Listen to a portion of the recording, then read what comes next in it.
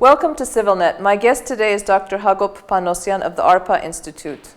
Welcome to CivilNet. Thank you for joining us. Thank you for inviting me. Dr. Panosyan, ARPA Institute, it is the Analysis, Research and Planning for Armenia Institute. Could you please tell us, you are the founder and president, a little bit about the ARPA Institute, when it was founded, and what is the objective for it today? It was founded in 1992.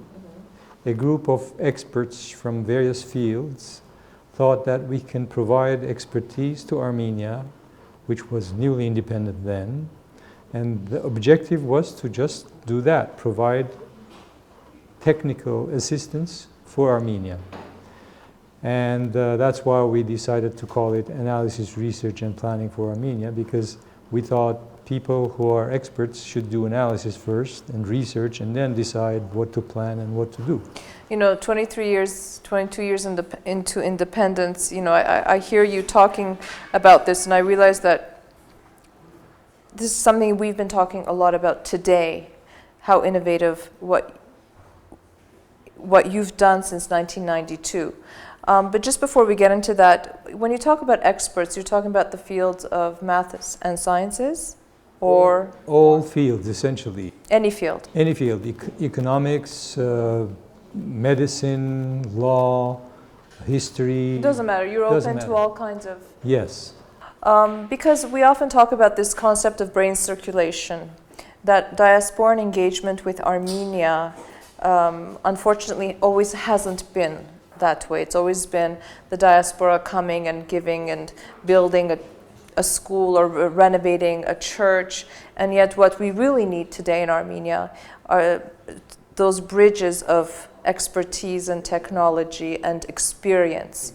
And when those things work together, then it becomes value added, then it becomes sustainable development for the country. Yes, especially because there's a big potential of brain power in the diaspora that is not being used. Absolutely. And also there's not enough interest from the diaspora, obviously. So it's a two-way problem that needs to be solved. And that's why we decided that this is the best way. We try to find experts all over the world and try to engage them into helping Armenia. Okay, can you tell us about some of the projects that you've realized, some of the initiatives? The first initiative was the organization of the first energy conference in 1992 that was held in Yerevan. At a time when we didn't have heat or electricity. That's exactly why.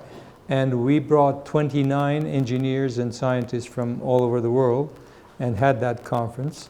And then it was decided that the Medzamor needs to be reopened for Armenia to survive. So that was our first initiative. And then we helped, for example, some of our experts helped in the development of the Constitution. We organized conferences in Armenia, and we developed the first modern blood bank in the Yerepuni Hospital in 1998. Which was privatized, obviously. So such a wide range of fields and expertise. Have you found that to be beneficial, or has that been more difficult to sustain or to manage? It is more difficult, but then we feel that it is more helpful because wherever there is the need, we try to provide that need.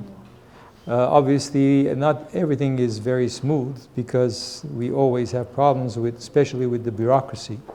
Yeah, but that was going to be my next question. Okay, so here you are with a group of experts, and I assume that the numbers change and the interests change and depends on who comes and who goes, and then you have these projects you want to realize depending on the need in Armenia.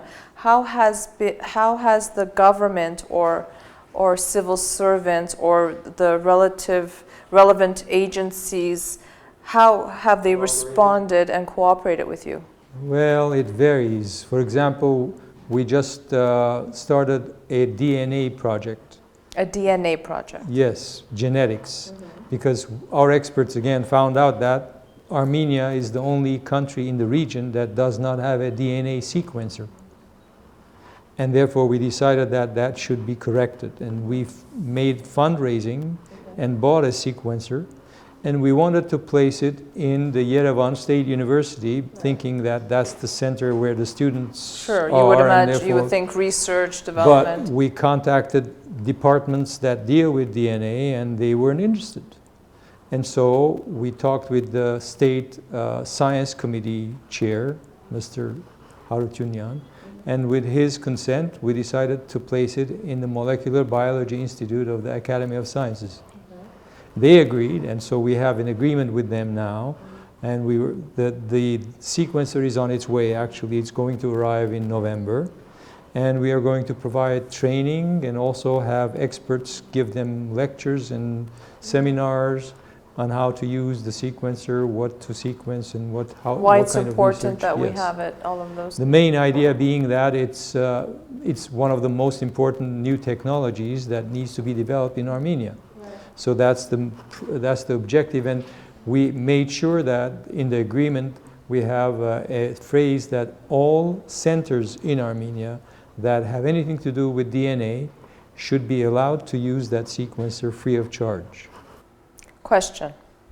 How do you ensure that happens? Well, we have some representatives in Armenia that will monitor the use of the sequencer. Once in a while they will visit, they'll ask questions and see if everything is properly. And then report back. So Dr. Panosyan, I assume that with ARPA's activities and initiatives, you've been coming and going back and forth between Armenia and the United States where you live. What brings you to Armenia this time around? We try to keep communication with the universities, the Academy of Sciences, the ministries, because we have to always make sure that they know what we are and what we can do for them, and see if they will be interested in having any cooperation in any field. And also we have our distance learning program where we find experts all over the world, and they can give seminars from their computer.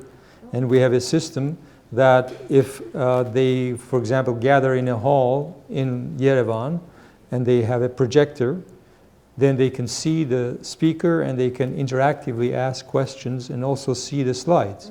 So we have that program that we've been doing since for 3 years already, with the Polytechnic mainly, but also with the university, the Yerevan State University, and we're now trying to expand into the regions as well.